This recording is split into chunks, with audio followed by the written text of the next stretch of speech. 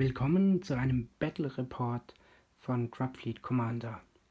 Ich möchte euch heute mein bis jetzt größtes Spiel mit den Beta Rules zeigen. Ich war einer der Glücklichen, der einen Admiral abstauben konnte beim Kickstarter von Dropfleet. Das Spiel ist von Hawk Wargames und wird voraussichtlich im August, September auch im Markt erhältlich sein. Hier ist es so, dass zwei Raumflotten gegeneinander antreten in dem Orbit eines Planeten und versuchen, Truppen anzulanden und dabei die Städte zu erobern. Das Schlachtfeld ist hier noch relativ provisorisch. Grundsätzlich sieht man hier schon die einzelnen Sektoren. Die Städte sind eben unterteilt in verschiedene Bereiche: Militär, Industrie, Handelsbereiche. Kleinere Bereiche haben zum Beispiel nur Industrie, das ist jetzt eine schwächere Ausbaustufe. Im Endeffekt wird hier das Szenario 1 aus den Beta Rules gespielt. Dabei ist es so, dass jeder dieser Großcluster hier am Ende des Spiels 5 Siegpunkte wert ist, solange sie nicht umstritten wurden. Die mittleren Cluster in beiden Spielhälften 3 Siegpunkte, der kleine Cluster jeweils 1 Siegpunkt.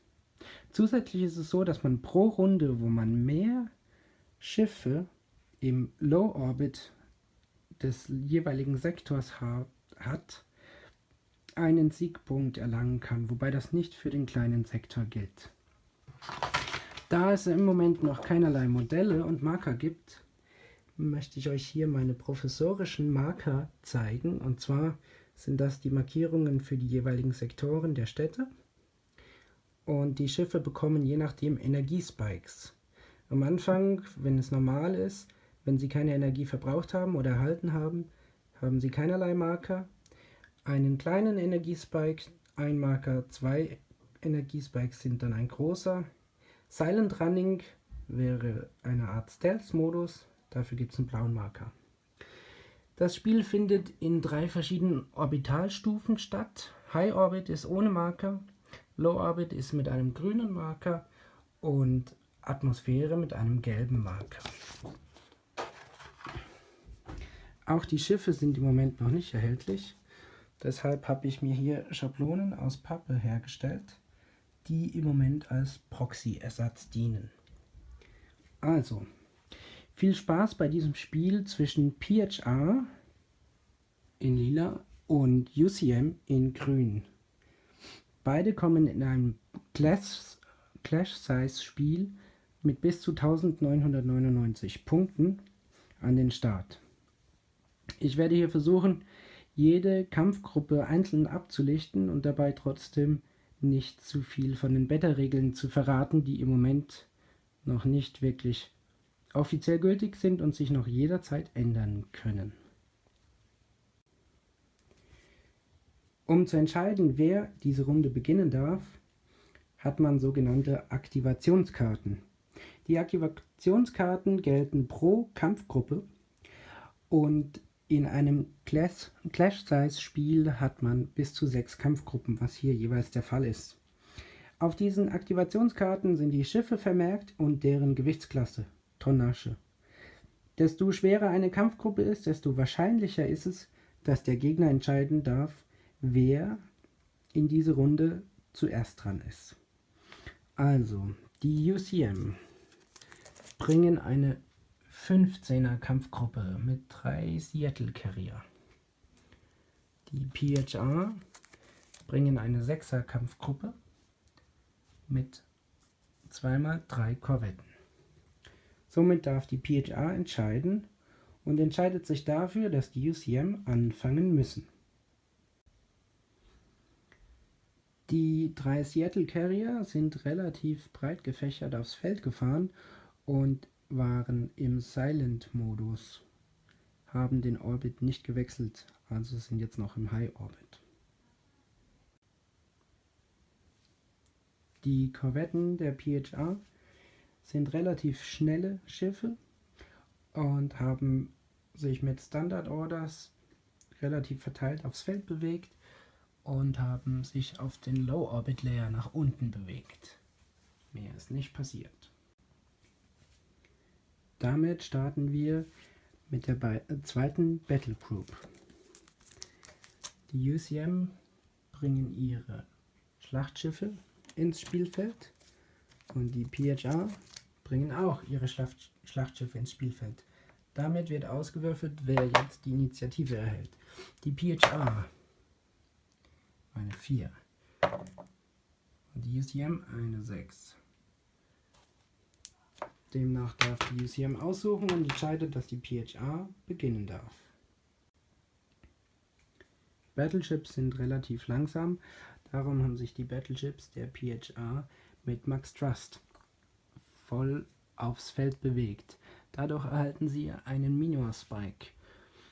Das Schiff dort hinten enthält auch den Kommandanten. Ich habe meine Listen gleich mit Kommandant geschrieben, auch wenn es dafür im Moment noch keine weiteren Regeln gibt.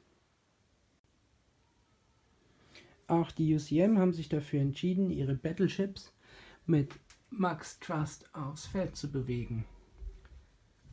Auf zur nächsten Battle Group. Hier also die dritte Gruppe.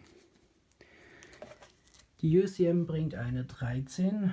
Dabei sind mehrere Truppenschiffe plus Eskortfregatten, und zwar die Jakarta-Fregatte. Die PHR bringen eine 22. Und dabei ist ein Battleship, ein Heavy Carrier und 2 Calypso-Fregatten. Die UCM entscheiden sich dafür, dass die PHR zuerst dran sind. So, die PHR haben ihren Battlecruiser hier aufs Feld fliegen lassen. Standard Orders hat den Layer nach unten gewechselt. Die Calypso-Fregatten haben sich zwischen die Battleships gesetzt und sind im High Orbit geblieben. Der schwere Carrier ist hinten ins Feld geflogen. So, die UCM haben ihre Truppentransporter reinfliegen lassen. Hier ist einer in den Low Orbit gewechselt, der zweite ist hier in den Low Orbit gewechselt. Die Escort-Fregatten sind hier aufs Feld geflogen, 2 davon im Silent Running und einer hat den Orbit gewechselt mit Standardbefehlen. Damit sind wir jetzt bei der 4. Battle Group angelangt. Die UCM kommt mit einer 22 Battle Cruiser, 2 normale Cruiser und 2 Lima Fregatten. Die PHR kommen mit einer 17, 3 leichte Kreuzer und 2 Fregatten. Die PHR können entscheiden und entscheiden sich natürlich dafür, dass die UCM anfangen dürfen. So, also, die UCM haben ihre Schlachtkreuzer und Kreuzer aufs Feld gebracht, alle mit Burn-Through-Lasern ausgestattet. Bis jetzt sind die UCM Burn-Through-Laser gefürchtet und eine der stärksten Waffen.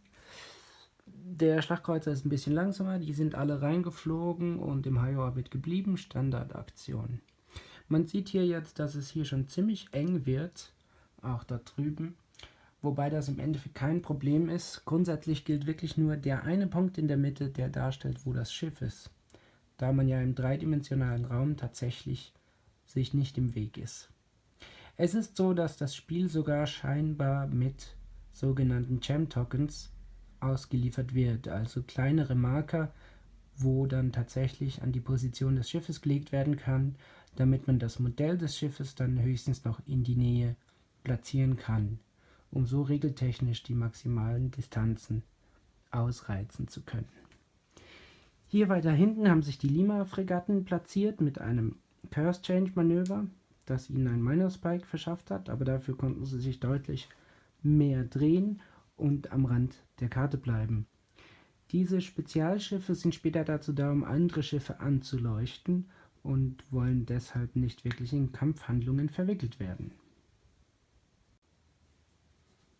Die PHR warten hier mit einer geballten Großkampfkraft auf, um feindliche Schiffe aus dem Spiel zu nehmen. Die leichten Kreuzer sowie die Fregatten sind alle Breitseitenschiffe und haben deswegen das größte Interesse, sich zwischen die Gegner zu setzen, um all ihre Waffen einzusetzen. Deshalb sind sie erstmal im Silent Running Modus einfach mitten aufs Feld geflogen. Jetzt also zur 5. Battle Group. Die UCM kommen mit einer 11. Die PHA bringen eine 14. Die PHA bringen ihre Truppentransporter plus die kleinen Andromeda Escort Carrier. Die UCM kommen hier mit 2 Madrid-Bombardierschiffen und einem Jakarta-Eskortfregatte. Die UCM dürfen wählen und deshalb entscheiden sie natürlich dafür, dass die PHA beginnen muss. Die PHA hat ziemlich genauso wie die UCM reagiert. Ein Truppentransporter ist hier ins Feld geflogen und der andere Truppentransporter ist auch hier ins Feld geflogen. Die Escort Carrier haben sich hier erstmal über die linke Seite nach innen bewegt und sind im Silent Running Modus. Da noch nicht ganz klar ist, wo nachher die meisten Städte bombardiert werden müssen, hat die UCM einen Madrid-Bombardierer hier ins Feld geschickt, plus die Escort-Fregatte Jakarta, damit sie auch dem Battleship Deckung geben kann. Auf der anderen Seite dasselbe Spielchen, hier kam eine weitere Madrid-Kreuzer-Variante ins Spiel. Alle im Silent-Modus. Damit sehen wir jetzt die letzte Battle Group. Die UCM bringt eine 7 aufs Feld und die PHA bringt eine 3 aufs Feld. Beide haben hier Strike Carrier im Profil, die PHA 3, die UCM 2 Strike Carrier, 3 Korvetten und 2 Nahkampffregatten, die Taipei. Damit entscheidet die PHA, dass die UCM zuerst dran sind. Die UCM haben also ihre letzten Schiffe platziert. Ein Strike Carrier ist hier aufs Feld geflogen und hat in den Low Orbit gewechselt. Der andere Strike Carrier hat sich hier aufs Feld gesetzt und ist auch in den Low Orbit gewechselt. Die Korvetten sind hier aufs Feld geflogen, auch in den Low Orbit. Die 2 Nahkampffregatten haben ein waghalsiges Manöver versucht, und zwar sind sie mit Max Trust nach vorne gedüst, haben auch den Low Orbit angenommen. Dabei haben sie natürlich einen Minus-Spike erhalten. Die PHA hat auch ein relativ waghalsiges Manöver versucht. Normalerweise ist es so, dass man eigentlich mit Max Trust ziemlich riskant fliegt.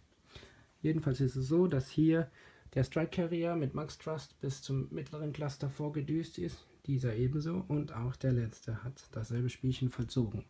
Dadurch erhalten sie wiederum einen Minus-Spike, konnten aber schon in den Low Orbit wechseln.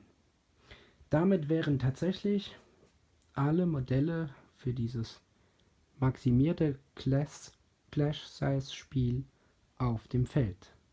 So sieht also die Konstellation nach der ersten Runde aus.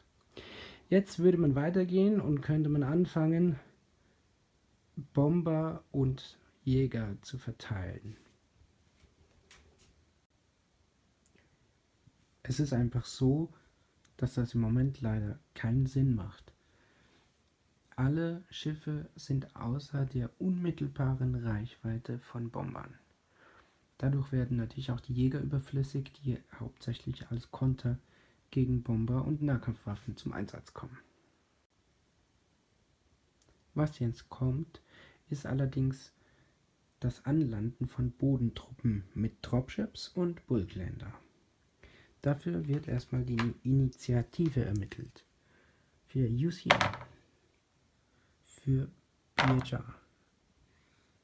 Damit haben die UCM gewonnen, was so viel bedeutet, wie dass die PHA zuerst handeln müssen.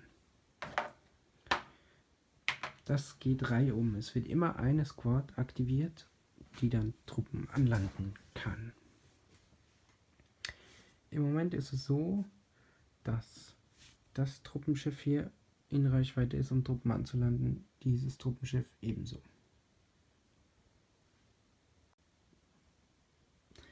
Auch die UCM-Truppentransporter konnten Truppen anlanden. Nachdem wir das jetzt erledigt haben, kommen wir dazu, für die erste Runde die Victory Points zu zählen. Die Victory Points für das Halten von Städten oder Sektoren werden erst nach der allerletzten Runde gewertet. In dieser Runde war es also nur möglich, kritische Locations als Punkte einzusammeln. Die kleinen Clusters zählen in diesem Zusammenhang nicht. Darum bekommt die UCM einen Punkt und die PHR schafft es durch ihr kleines Manöver nach vorne 4 Punkte für diese Runde abzusangen. 1 gegen 4. Damit ist die erste Runde zu Ende. Willkommen zur zweiten Runde. Es geht wieder darum, die Aktivationskarten aufzudecken. Die UCM beginnen mit einer 7 und die PHR beginnen mit einer 3. Die PHR können sich also aussuchen, wer anfangen darf, und die PHR entscheidet sich dazu, diesmal selbst anzufangen. Wie beabsichtigt konnte die PHR jetzt ihren kleinen Vorstoß weiterhin ausbauen, indem sie die ganzen Strike Carrier runter in die Atmosphäre geschafft hat. Dadurch sind sie viel weniger angreifbar durch feindliche Schiffe und können diese Runde auch schon Truppen anlanden. Die UCM hat jetzt auch versucht, ihre Strike Carrier in Stellung zu bringen. Allerdings sind diese immer noch zu weit weg, um diese Runde Truppen anlanden zu können. Die Korvetten der UCM werden hier gleich den einen Strike Carrier unter Beschuss nehmen. Und die Nahkampffregatten sind hier in den Silent Mode gewechselt und versuchen weiter am Kartenrand entlang zu kriechen. In der Schussphase konnten die UCM-Korvetten den Strike Carrier der PHR mehr als die Hälfte der HP abnehmen und haben dabei auch noch die Sensoreinheit des Schiffes beschädigt. Das Schiff ist aber immer noch intakt genug, um Truppen abwerfen zu können. Damit also zur zweiten Battle Group. Die UCM haben den Wert 11 und die PHR haben den Wert 30. Die UCM entscheiden sich dafür, dass die PHR beginnen dürfen. Die Battleships der PHR haben sich über ein Standardkommando langsam nach vorne bewegt. Das war's auch schon. Die Bodenartilleriekreuzer der UCM schleichen sich weiterhin im Silent Mode an, da sie im Moment ja noch nicht wirklich ein sinnvolles Ziel haben. Damit sind wir jetzt schon bei der dritten Battle Group. Die UCM kommt mit einer 13. Die PHR kommt mit einer 6. Die PHR entscheidet sich dafür, dass die UCM beginnen muss. Trotz allem, dass die Battleships relativ langsam sind, war es dem Kommandoschiff möglich, auf das Flaggschiff der UCM zu feuern und hat 2 Schaden verursacht. Die UCM allerdings hat wirklich eine sehr gute Panzerung aufgewiesen und relativ viel Schaden abgehalten. Die Truppentransporter der UCM haben sich dann für das Kommando Station Keeping entschieden, wodurch sie stehen bleiben konnten, sich aber ein Minor Spike eingehandelt haben. Die Eskortfregatten haben sich langsam vorbewegt und werden wahrscheinlich versuchen, nachher das Flaggschiff besser abzudecken. Die Korvetten der PHR sind jetzt nachgerückt und können jetzt direkt in das Geschehen eingreifen, werden hier versuchen, ihren Strike Carrier mehr Zeit zu verschaffen. Die Korvetten hier werden die Initiative ergreifen und den Strike Carrier der UCM unter Beschuss nehmen. Okay, die PHR-Korvetten waren sehr erfolgreich. Die Truppe hier konnte den Strike Carrier der UCM zu einem Wrack ballern. Die hier konnten zumindest eine Korvette schon mal komplett aus dem Spiel nehmen. Und der Rest ist angeschlagen. Es geht weiter mit den Battle Groups. Die UCM haben eine 22 und die PHR eine 14. Die PHR entscheiden sich dazu, dass die UCM zuerst dran sind. Dieses Mal nutzen die UCM ihre Spezialschiffe, die Lima-Fregatte, um jeweils diesem und diesem Battleship einen Minor-Spike aufzuhalten. Gleichzeitig bewegen sich hier der Schlachtkreuzer und die zwei New Cairo-Kreuzer in Schussposition, um ihre Burn-Through-Laser auf eben diese Schlachtschiffe abzufeuern. Mal sehen, wie stark das Leuchtfeuerwerk wird. Okay, hier also können wir mal sehen, wie heftig der Avalon Battlecruiser ist mit seinem Super Heavy Burn-Through-Laser. Er hat sage und schreibe 7 Schaden an diesem Battleship verursacht, wobei die zwei New Cairo Kreuzer mit ihrem normalen Burn-Through-Laser gerade mal 4 Schaden an einem anderen Battleship gemacht haben. Das kratzt die Battleships jetzt noch nicht wirklich, aber das jetzt jede Runde zu erdulden, könnte böse enden. So, die Truppenschiffe der PHR sind hier erstmal im Silent Mode nach vorne getuckert und die Escort Carrier versuchen wieder mehr in die Mitte zu stoßen. Sonst ist nichts weiter passiert. Somit geht es weiter zur nächsten Battle Group. Die UCM bringen ihre 30 Punkte Schlachtschiffe ins Spiel. Die PHR haben 22 Punkte mit ihrem Schlachtkreuzer, dem schweren Carrier und die 2 Scipio-Fregatten. Die PHR übergeben natürlich der UCM das Zepter. Die Battleships haben sich mit einer Standardbewegung jetzt mehr auf die Mitte konzentriert und werden jetzt auch fleißig das Feuer eröffnen. Die feindlichen Battleships sind schon mal in Reichweite, möglicherweise sogar die Escort-Fregatten, das werde ich gleich prüfen. Obwohl beide Battleships vereint ihre Feuerkraft auf das Battleship hier gerichtet haben, konnten sie nur einen Schaden verursachen. Die Panzerungen der Battleships sind wirklich sehr beeindruckend. So, die PHR sind hier sehr auf einem Haufen gestellt. Der Schlachtkreuzer hat sich hier vorbewegt.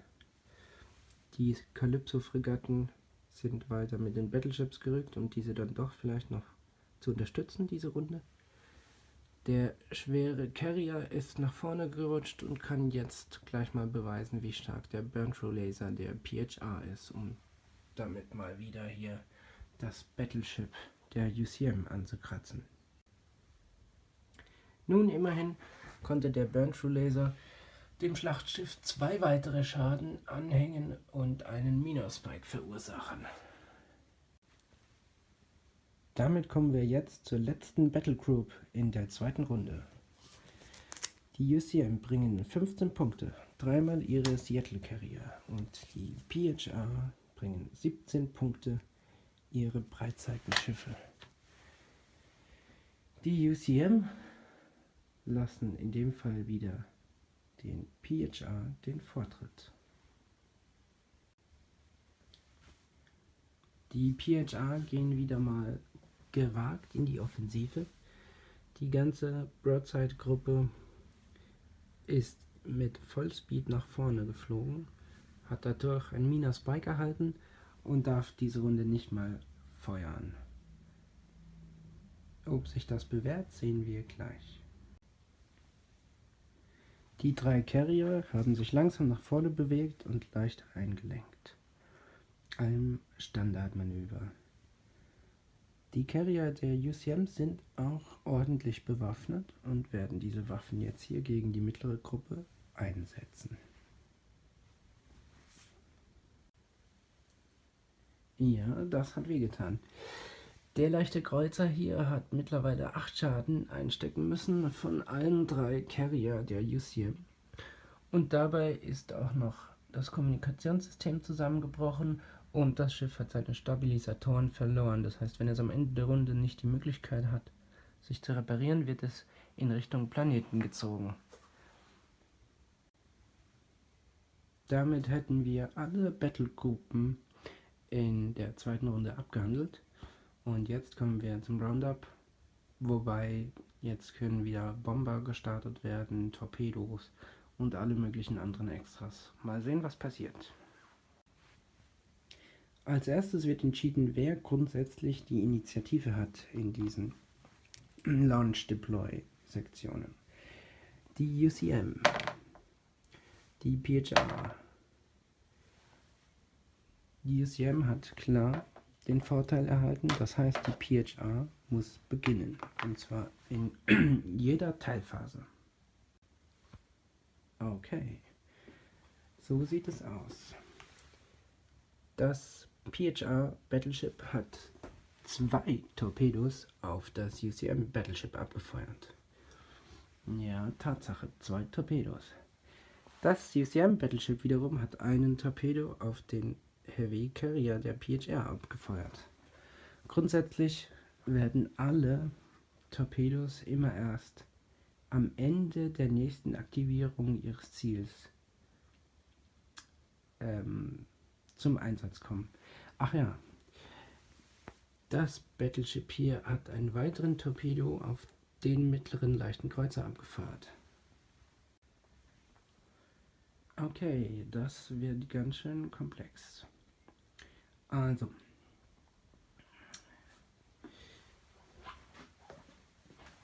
die grünen Würfel sind UCM-Bomber, die es auf dieses Battleship abgesehen haben. Die gelben Würfel sind Fighter der PHR, die dagegenhalten. Hier sieht man auch, dass einige Bomber versuchen, das Truppenschiff aus dem Spiel zu nehmen und einen der kleineren Escort-Carrier. Weiterhin versuchen hier Bomber eins der Broadside-Fregatten rauszunehmen. Auf der anderen Seite sind einige Bomber der PHR darauf aus, diesen Carrier aus dem Spiel zu nehmen und auch diesen Carrier anzukratzen. Hier wurden einige Jäger platziert, um später gegen Nahkampfwaffen von Großschiffen zu helfen. So, auch die Bodentruppen wurden angelandet. Hier hat sich im Endeffekt nicht viel verändert. Die Großtruppschiffe sind hier noch bei den hinteren Clusters, haben dort einfach nochmal dazu geworfen. Auch die Großtruppschiffe haben bei den hinteren Clusters weiter Truppen abgelassen. Die PHR hat hier vorne ihre Position gestärkt und eine Infanterieeinheit in diesem Cluster, in dem mittleren und in dem letzten Cluster platziert, was natürlich von den UCM bis zum Spielende unbedingt geändert werden muss. Bevor wir jetzt anfangen, Punkte zu sammeln, konnten die PHR noch versuchen, bei diesem Schiff und bei diesem Schiff Schaden zu reparieren. Hier wurde der Schaden behoben, hier teilweise. Die Stabilisatoren sind wieder im Einsatz und das Schiff wird nicht weiter im Leer nach unten sinken. Damit gilt es jetzt am Ende der zweiten Runde, Victory Points aufzuzeigen. Die PHR halten hier einen Punkt, hier keinen. Hier erhalten sie einen Punkt und hier wiederum keinen.